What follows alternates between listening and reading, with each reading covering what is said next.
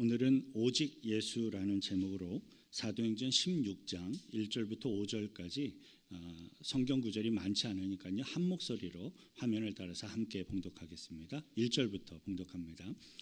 바울이 더베와 루스드라에도 이르매 거기 디모데라 하는 제자가 있으니 그 어머니는 믿는 유대 여자요 아버지는 헬라인이라. 디모데는 루스드라와 이고니온에 있는 형제들에게 칭찬받는 자니 바울이 그를 데리고 떠나고자 할새 그 지역에 있는 유대인으로 말미암아 그를 데려다가 할례를 행하니 이는 그 사람들이 그의 아버지는 헬라인인 줄 다 알미더라. 여러 성으로 다녀갈 때 예루살렘에 있는 사도와 장로들이 작정한 규례를 그들에게 주어 지키게 하니 이에 여러 교회가 믿음이 더욱 굳건해지고 수가 날마다 늘어가니라. 아멘. 우리들은 앞서서 사도 바울의 2차 선교 여행의 최초 동기와 목적을 배운 적이 있습니다. 사도 바울의 두 번째 선교 여행은 첫 번째 선교 여행 중에 세워졌던 교회들과 성도들을 다시금 찾아가서 그들을 신방하고 양육하기를 원하는 사도 바울의 생각과 마음에서 시작되어진 것이었습니다. 하지만 하나님께서는 사도 바울의 두 번째 선교 여행팀의 진로와 방향을 바꾸셔서 전혀 생각하지도 못했던 방향으로 바꾸시고 인도하심으로 유럽 선교 여행이 되게 하셨습니다. 지도 보여주시죠. 본래 사도 바울의 생각과 계획에 따르면 이 비시디아 안디옥, 여기가 수리아 안디옥이고요. 이곳을 거쳐서 이 비시디아 안디옥쯤에 왔을 때 다시 여기에서 이 아래로 내려와야 했어요. 그런데 이 비시디아 안디옥에서 버가 쪽으로 내려가질 않고 성령께서 그들을 이끄심으로 이 아시아 지역도 완전히 건너뛰고 이쪽을 지나 마게도니아, 유럽 지역까지 나아가도록 인도를 하십니다. 이렇게 인도하신 것이 바로 2차 선교 여행입니다. 사도 바울의 두 번째 선교여행 일정과 계획은 주님의 인도하심이 주도적으로 관여하시고 이끌어 가셨던 거예요. 자, 이 대목에서요, 많은 성도님들은 사도 바울이 성령님의 인도하심을 따라 잘 따라감으로써 2차 선교 여행을 잘 마치게 되었구나라고 막연하고 쉽고 간단하게 생각하는 분들도 간혹 있을 것 같습니다. 하지만 주님의 인도하심을 따라가는 그 과정, 그 방법은 사도 바울과 그가 이끄는 2차 선교여행 팀원 전체에게 있어서도 전혀 쉽거나 간단한 것이 아니었어요. 저와 여러분들은 오늘의 성경 본문을 통해서 성령께서 그의 백성들을 이끌어 가시는 그 방법, 그리고 또 하나님의 섭리가 어떻게 되어지는지를 함께 배우고 묵상하고 훈련하게 되시길 축원드립니다. 첫 번째 사도 바울의 선교 지휘도 한번 보여주시죠. 사도 바울과 바나바가 1차 선교 여행에서 가장 처음으로 찾아갔던 지역은 구브로라는 섬이었습니다. 안디옥에서 출발을 해서 구브로라는 섬에 가장 처음으로 찾아갔었고 버가를 거쳐 안디옥, 이고니온, 루스드라, 더베까지 나아갔던 것이 1차 선교 여행의 순서였었습니다. 사도 바울과 바나바가 갔던 이 길을 따라서 1차 선교 여행 중에 복음 전도를 통해 세워진 성도들과 교회들을 방문하고 하나님의 말씀을 가르치고 양육하길 원했던 이 본래의 목적대로라면 구브로 섬을 가장 먼저 찾아가야 했지요. 하지만 사도 바울과 그의 선교 팀원들은 구브로 섬을 찾아갈 수가 없었어요. 그러길 싫어했어요. 왜냐하면 사도 바울과 바나바는 요한, 이 바나바의 조카죠. 이 요한을 데리고 갈지 말지를 놓고 둘이 크게 다투게 되었고 그 이후로 서로 갈라지게 되었는데 바나바가 자신의 조카 요한을 데리고 구브로 섬으로 먼저 출발을 해버렸습니다. 선교여행을 함께하는 것이 서로 불가하다고 다투고 싸워서 갈라지게 된 바나바와 요한이 먼저 구브로로 출발을 했는데 사도 바울과 사도 바울이 이끄는 두 번째 선교여행 팀이 그들의 뒤를 또 따라가는 것은 당연히 싫었을 겁니다. 그래서 사도 바울은 1차 선교여행의 일정을 거꾸로 거슬러 올라가며 방문을 하기로 결정을 하였습니다. 지도 이제 다음 거 보여주시면 바나바는 요한을 데리고 안디옥에서 구브로로 출발해서 바나바는 먼저 이곳으로 가게 됩니다. 사도 바울과 그의 일행들은 1차 선교 여행 일정의 역순으로 방문할 계획을 가지고 안디옥에서 출발해서 다소를 거쳐서 더베를 거치고 이쪽 지역까지 나아가게 됩니다. 그런데 저와 여러분들이 살펴보고 있는 오늘의 성경 본문은 한 가지 중요한 내용을 강조해서 설명하고 있는데요. 그것은 바로 여기 지도에 나오는 루스드라에 대한 내용입니다. 오늘의 본문 1절 함께 읽겠습니다. 바울이 더베와 루스드라에도 이르매 거기 디모데라 하는 제자가 있으니 그 어머니는 믿는 유대 여자요 아버지는 헬라인이라. 본문 1절에서 우리들이 주로 사용하고 있는 한글 개역 성경을 보면 더베와 루스드라에도 이르매라고 기록되어 있습니다. 이 구절 한 구절만을 놓고 본다면 도대체 무엇이 강조된 표현인지 알기가 어려울 것입니다. 하지만 바로 다음 구절인 본문 2절의 내용과 이것을 비교해서 본다면 약간 다르게 표현된 방식을 우리가 쉽게 찾을 수가 있습니다. 본문 2절 함께 읽습니다. 디모데는 루스드라와 이고니온에 있는 형제들에게 칭찬받는 자니. 본문 2절을 보면 두 개의 지역을 이렇게 함께 이야기할 때 루스드라와 이고니온에 있는 이라는 표현으로 이야기를 하고 있습니다. 하지만 본문 1절을 보면요, 두 개의 지역을 같이 이야기할 때 더베와 루스드라에도 이르매라는 표현 방식으로 이야기함으로써 이 루스드라 지역을 조금 더 강조하고 있는 거예요. 이러한 내용은 헬라어 원문을 보면 훨씬 더 분명해집니다. 본문 2절에서는 카이라는 이 등위 접속사를 한 번만 사용해서 두 개의 지역을 함께 묶어서 소개를 하고 있습니다. 가령 영어로 표현을 한다면 A and B라는 방식의 표현 방식입니다.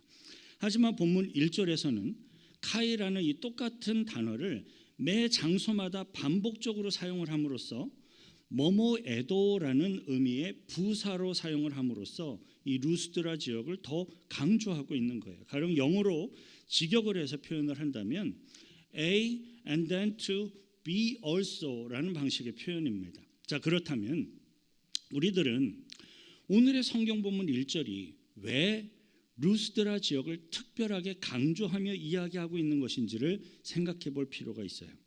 루스드라 지역은 사도 바울에게 있어서 어떤 지역입니까?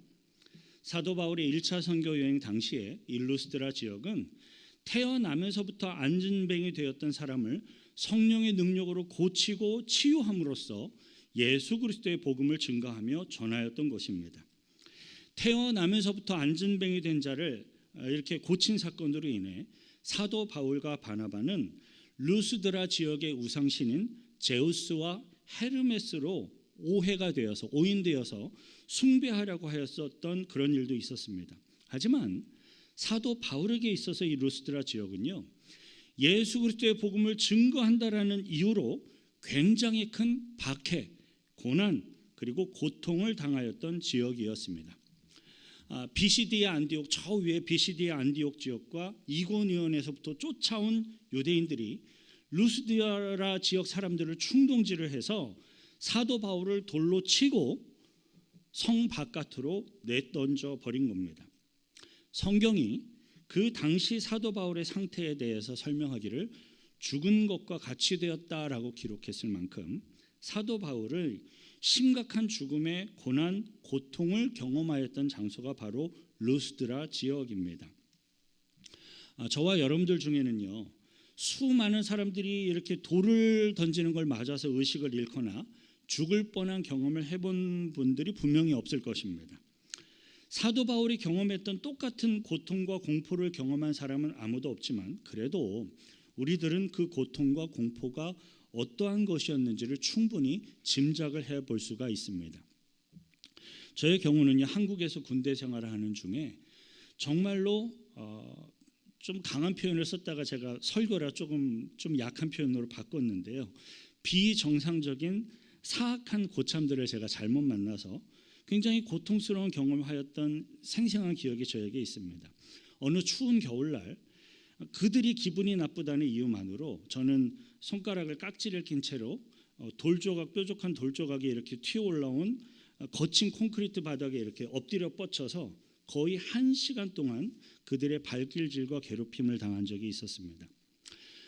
원래는 몽둥이로 때리는 게 제일 쉽고 그들에게도 쾌감이 더욱더 큰데요. 그렇게 하지 않은 이유가 몽둥이로 때리면 저희 엉덩이나 다리에 퍼렇게 자국이 남거나 소리가 나게 돼서 학대한 것을 들키게 되니까 손가락을 깍지 낀 채로 거친 콘크리트 박에 엎드려 퍼쳐를 시키고 발길질을 해서 들키지 않게 저를 조용히 학대한 것이죠. 거친 콘크리트 바닥에 엎드려져서 이렇게 거의 1시간가량을 이 일을 하며 학대를 당한 이후로 저는 이 왼쪽 새끼손가락이 처음부터 요 끝라인까지 이 전체 피부의 감각이 죽은 채로 이렇게 만져도 안 느껴지는 채로 이 한 6개월의 힘든 시간을 보내야만 했습니다. 그 일 이후로 이 6개월이 지나고 나서 천천히 감각이 돌아오긴 했지만 군대라는 특수한 상황만 아니었다면 저는 죽기 살기의 각오로 대항하며 주먹 싸움이라도 해봤을 것 같았어요. 그렇지만 제가 있었을 그 당시의 한국의 군대 조직 속에서는 그냥 당황하며 참을 수밖에 없었습니다. 저의 새끼손가락 감각이 죽어서 고통스러운 것도 힘든 문제였지만 근데 저의 기억에 그때 더욱더 힘들었던 것은 이 일 이후로 그들의 얼굴을 마주칠 때마다 저희 심장이 벌렁벌렁거리며 제가 당했던 이 고통이 고스란히 그대로 또 느껴지는 것이었습니다. 다행스럽게도 6개월 정도가 지나가니까 서서히 죽었던 이 피부의 감각이 돌아오기는 하였습니다. 지금은 정상적입니다. 저는 학대와 고문을 당한 사람들이 마주하게 되는 정서적인 고통이 무엇인지를 직접 체험적으로 경험해서 잘 알고 있습니다.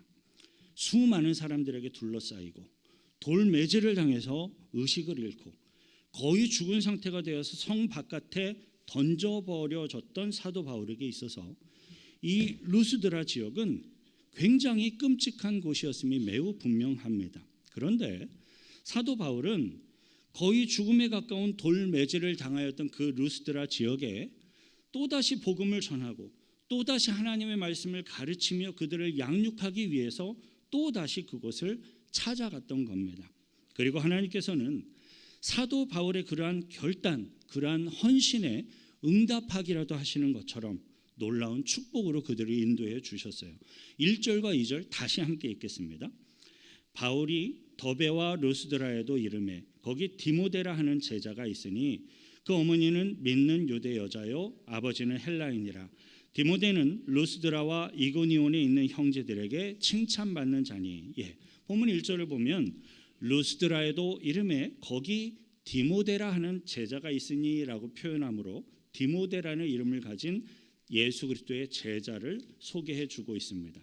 사실 이 구절 자체도요, 저와 우리 모든 성도들에게는 굉장히 큰 도전을 주는 놀라운 기록입니다. 왜냐하면요, 사도 바울의 1차 선교 여행의 시점과 2차 선교 여행의 시작의 간격이 불과 1년 정도밖에 채 되지가 않기 때문에 그래요. 사도 바울의 1차 선교 여행을 통해서 예수 그리스도의 복음을 듣고 구원받게 된 디모데가 불과 약 1년 만에 주위의 모든 사람들로부터 칭찬을 받는 예수 그리스도의 제자입니다라고 소개되고 있는 거예요. 물론 완전히 세상적이고 악했던 사람이 불과 1년 만에 예수 그리스도의 제자가 된 것은 아니었습니다. 디모데는 예수 그리스도의 복음을 듣고 구원받기 훨씬 이전부터 여호와 하나님을 경외할 줄 아는 할머니와 어머니를 통해서 경건한 삶을 살아오던 사람이었어요. 디모데후서 1장 1절부터 5절 화면을 따라 함께 읽습니다.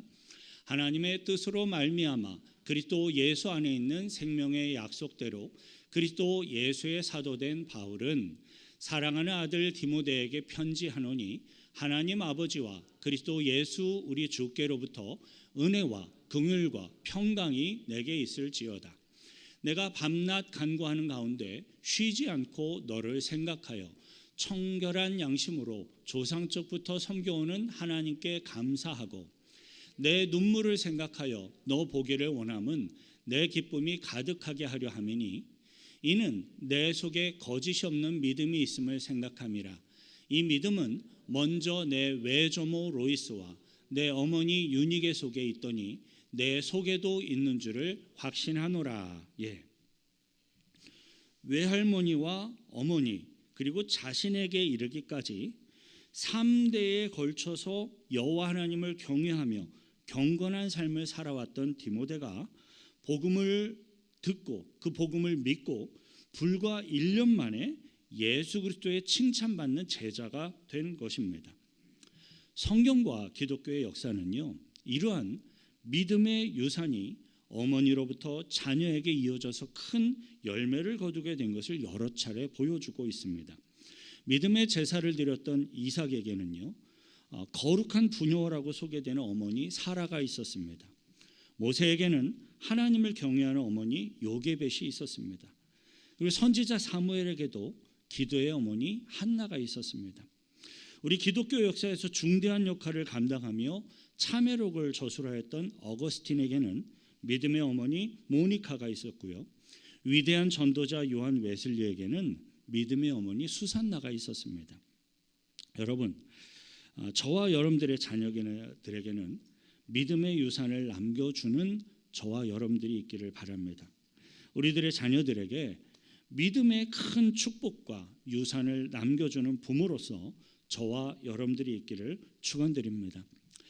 사도 바울과 바나바는 서로 이렇게 다투고 갈라짐으로써 2차 선교 여행에 함께 할 수가 없었고 복음 사역을 함께 감당하지 못했어요. 그러한 측면에서 사도 바울과 바나바가 서로 이렇게 다툰 거는요, 결코 잘했다라고 평가할 수는 없습니다. 그럼에도 불구하고 사도 바울과 바나바는 믿음의 기초적인 신앙적인 문제를 가지고 하나님의 뜻을 벗어나도록 다툰 것이 아니었습니다. 그들은 비록 서로 다투어서 이렇게 갈라졌을지라도 그리스도 안에서 거룩한 교회 공동체의 관계를 훼손시키거나 폄하되지 않도록 하였습니다. 이것이 바로 그리스도 안에 하나됨을 깨트리지 않는 거룩한 성도들의 모습이었습니다. 그들은 다투었지만 결국에는 서로의 다른 것들을 인정하며 각각 자신의 생각과 자신의 방법에 따라 복음의 일꾼으로서 각자의 주어진 역할에 충성하며 사역을 감당하였던 것입니다. 그리고 우리 하나님께서도요, 그들의 다름을 인정하시고 사도 바울과 바나바가 각각 자신의 사명을 잘 감당하도록 인도해 주셨습니다. 비록 사도 바울과 바나바가 서로의 생각과 강조점에 따라 다투고 갈라지게 되었지만 하나님께서는 서로 갈라진 그 빈 자리에 필요한 복음의 일꾼들을 예비하셨고 보내주시는 것입니다. 우리 복음의 일꾼들이, 저와 여러분들이 하나님의 뜻에서 벗어나지만 않는다면 복음 증거를 위해서 필요한 일꾼들과 돕는 사람들을 우리 하나님은 항상 예비하시고 보내주신다는 사실을 믿으시길 바랍니다. 디모데는 사도 바울의 가장 중요한 동역자가 되었고요. 나중에는 사도 바울의 제자이자 영적인 후계자로서 소개되는 믿음의 큰 인물이 됩니다. 그런데 여러분, 디모데는요, 그냥 저절로 혹은 믿음의 부모들의 역할과 헌신해서 저절로 쉽게 믿음의 큰 인물이 된 것이 전혀 아니었습니다. 디모데는 사도 바울의 가르침을 따라서 철저하게 훈련되어졌고 철저하게 준비되어진 복음의 일꾼이었습니다. 오늘의 성경 본문은요, 디모데와 사도 바울을 통해서 우리 믿음의 성도들이 추구하며 훈련해야 할 굉장히 중요한 믿음의 영적인 원리를 보여주고 있어요. 본문 3절부터 5절 천천히 다시 함께 읽습니다. 바울이 그를 데리고 떠나고자 할새 그 지역에 있는 유대인으로 말미암아 그를 데려다가 할례를 행하니 이는 그 사람들이 그의 아버지는 헬라인인 줄 다 알미러라.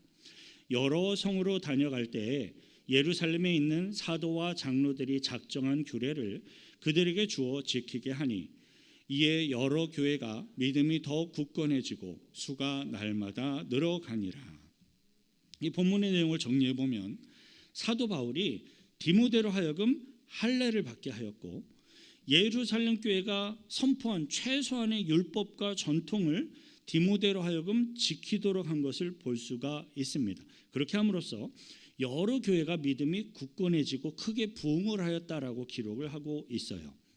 그런데 문제는 방금 우리들이 함께 읽은 본문 3절의 내용을 얼핏 보면 사도행전 15장에서 우리들이 살펴봤던 사도행전 15장에서 사도 바울이 주장하고 강조하며 선포했던 내용과 크게 충돌하는 것처럼 보여진다라는 사실입니다.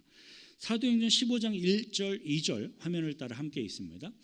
어떤 사람들이 유대로부터 내려와서 형제들을 가르치되 너희가 모세의 법대로 할례를 받지 아니하면 능히 구원을 받지 못하리라 하니 바울 및 바나바와 그들 사이에 적지 아니한 다툼과 변론이 일어난지라 형제들이 이 문제에 대하여 바울과 바나바와 및 그 중에 몇 사람을 예루살렘에 있는 사도와 장로들에게 보내기로 작정하니라.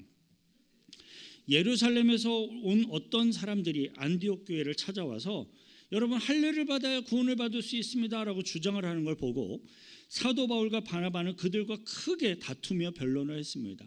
왜? 오직 믿음으로 구원받는다고 가르쳐 왔거든요. 사도 바울과 바나바가 그 문제를 해결하기 위해 안디옥 교회에 파송을 받아서 공식적으로 예루살렘 교회에 답변을 요구함으로써 예루살렘 교회 최초의 공식적인 회의가 열리게 된 것도 역시 이 할례의 문제 때문이었습니다. 그리고 예루살렘 교회 최초의 공의회는 분명한 결과를 만들어내었는데요. 할례의 유무와 상관없이 오직 예수 그리스도의 복음을 믿음으로써 구원을 받는다라는 것이었습니다. 예루살렘 교회를 통해서 할례는 구원받는 것과 아무런 상관이 없다라고 이미 결론이 난 것입니다. 심지어 사도 바울은 오직 복음을 믿음으로써 구원받는 믿음의 교리를 확고하게 한 성경의 가장 대표적인 인물이라고도 말할 수가 있습니다. 그런데 그러한 사도 바울 본인이 자발적으로 직접 디모데에게 권유를 해서 디모데로 하여금 할례를 받게 했다라는 겁니다. 아니 이게 무슨 이야기입니까? 사도 바울은 앞과 뒤가 다른 사람입니까? 사도 바울은 상황에 따라 자신이 말하는 것과 행동하는 것이 달라지는 이중적인 사람이라서 이렇게 하는 것입니까? 아닙니다. 전혀 그렇지 않습니다. 오히려 오늘의 본문 3절은 사도 바울에게 가장 중요한 것은 오직 예수 그리스도의 십자가 구원의 복음뿐이었다라는 사실을 더욱더 확고하게 보여주고 있는 거예요.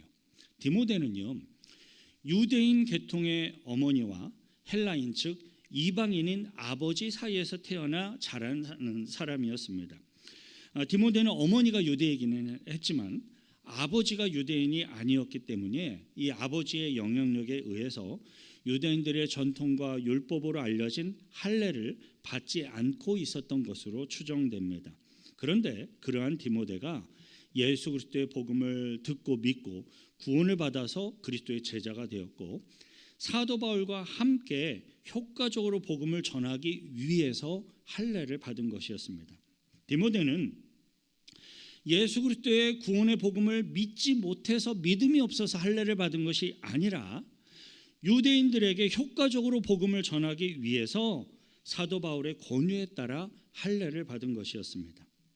사도 바울과 이 디모데에게 할례를 받았는가, 할례를 받지 않았는가의 문제는 전혀 중요한 것이 아니었습니다. 오직 예수 그리스도의 십자가 구원의 복음을 증거하고 전파하는 것이 그들에겐 가장 중요했던 겁니다. 유대인들에게 효과적으로 복음을 전하기 위해서 필요하다면 할례를 받으라라는 겁니다. 또 할례를 받지 않은 이방인들이 구원을 받기 원하는 것이라면 할례는 필요가 없으니까 오직 예수 그리스도의 복음을 믿고 구원받으라라는 겁니다. 사도 바울과 디모데의 관심은요, 오직 예수 그리스도의 복음을 전해서 믿고 구원받도록 하는 영혼 구원의 목적에 있었습니다. 할례를 받는 거는요, 지금 현대에도 그렇게 심플하고 쉽지도 않습니다. 고통이 따라요. 그 시대에는 더 큰 고통이 따르는 일이었습니다. 그런데 복음을 효과적으로 전하기 위해 디모데는 기꺼이 사도 바울의 권유를 받았고 그것을 행합니다. 이것이 바로 거룩한 교회 공동체가 최우선으로 추구해야 하는 가장 중요한 본질이고 목적입니다. 우리들을 구원하신 예수 그리스도의 구속의 은혜 앞에 감사와 경배를 드리고 기도와 말씀으로 성령의 충만함을 받아서 예수 그리스도의 복음을 증거하며 영혼을 구원해내는 곳, 그것이 바로 진정한 교회입니다.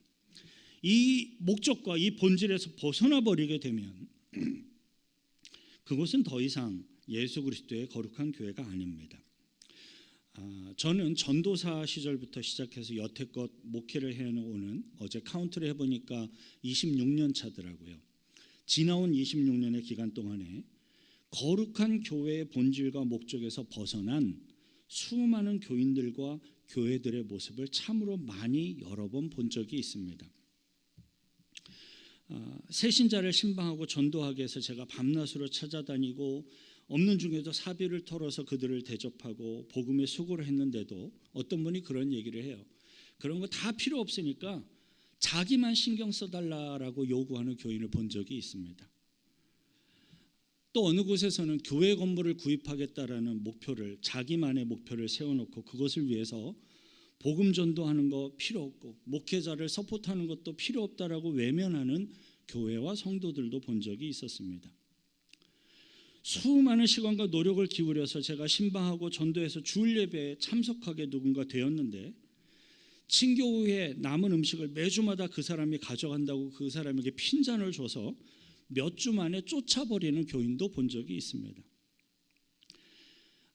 교회에 다니지 않던 초신자가 어렵게 결단을 하고 교회 예배에 참석하기를 시작을 했습니다. 얼마나 감사했겠습니까?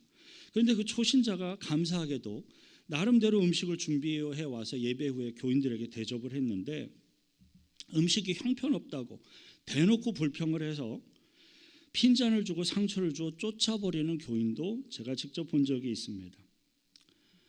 아주 오래전에 제가 한국에 있었을 때에는요, 초신자가 처음으로 와서 예배당을 찾아가서 자리를 잡고 앉았는데 어떤 작자가 내 자리에 와서 앉아있는 거냐라고 소리를 치며 쫓아버리는 권사님을 본 적이 있습니다. 한 교회에서는요, 어떤 분이 제 키에 맞는 설교 강단을 헌물을 해주셨는데 기존에 자리 잡고 있었던 오래된 강단이 굉장히 낮았어요. 제가 이렇게 설교 노트를 보기 힘들 만큼. 근데 그 낮은 강단을 구입하셨던 교인들이 불평을 하고 반대를 해서 굉장히 긴 시간 동안 이렇게 설교 본문을 보기 힘들 만한 그 낮은 강단을 사용하며 버텼던 그런 기억이 있습니다.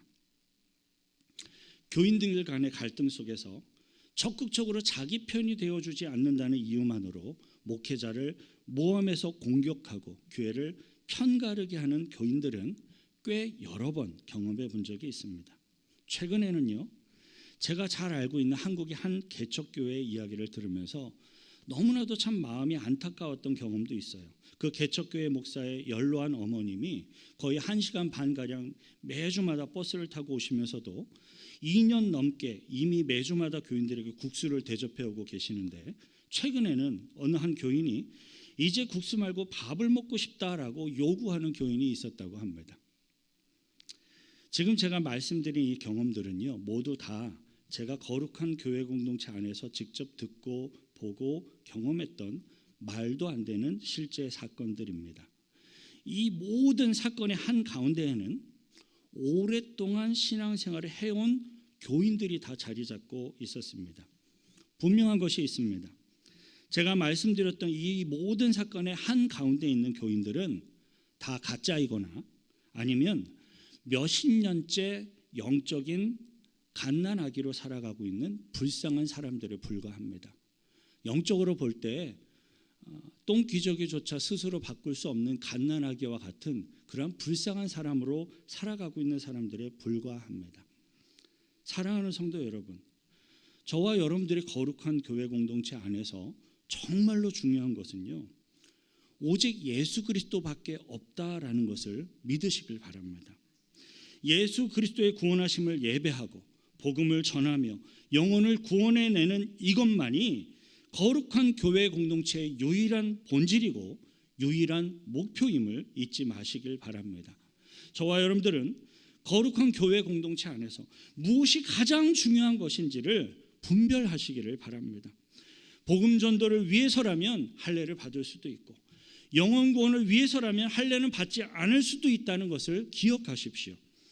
복음 전도와 영혼 구원을 위해서라면 심지어 고난과 고통까지도 감수하며 나아가야 할 분명한 이유와 목표가 저와 여러분들에게 있습니다.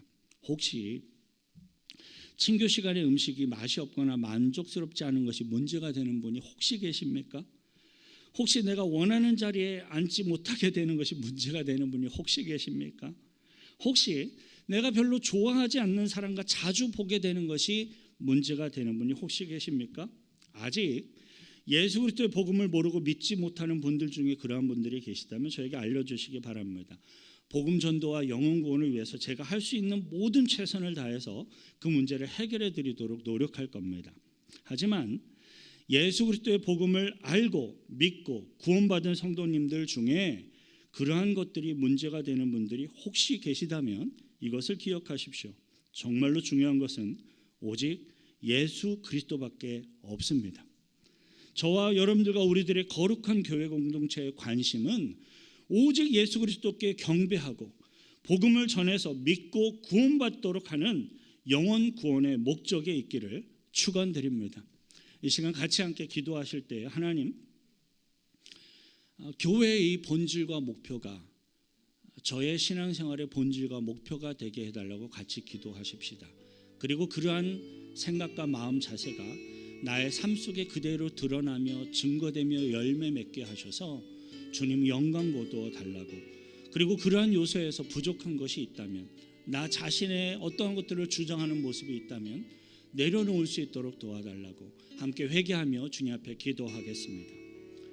거룩하신 구주 하나님 아버지, 주님의 은혜를 구하며 예배합니다. 하나님, 진정으로 우리들의 거룩한 교회 공동체 안에서 가장 중요한 것은 오직 예수 그리스도밖에 없음을 믿습니다.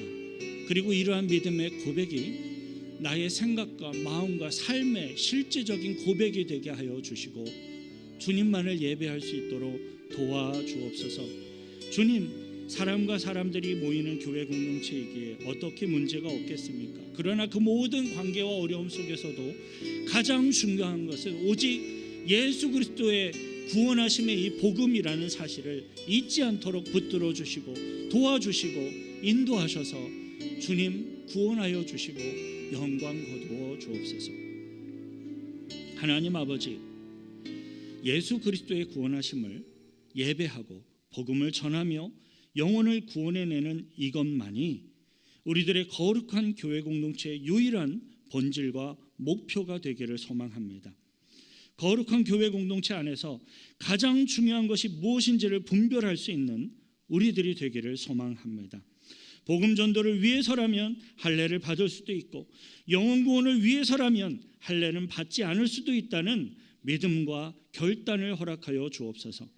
복음 전도와 영혼 구원을 위해서라면 심지어 고난과 고통까지도 감수하며 나아가야 할 분명한 이유와 목표를 소유하는 주의 백성들로서 살아가게 하옵소서. 우리를 구원하신 예수 그리스도의 이름으로 기도하옵나이다. 아멘. 주님의 은혜 앞에 감사의 박수로 영광 돌려드리겠습니다.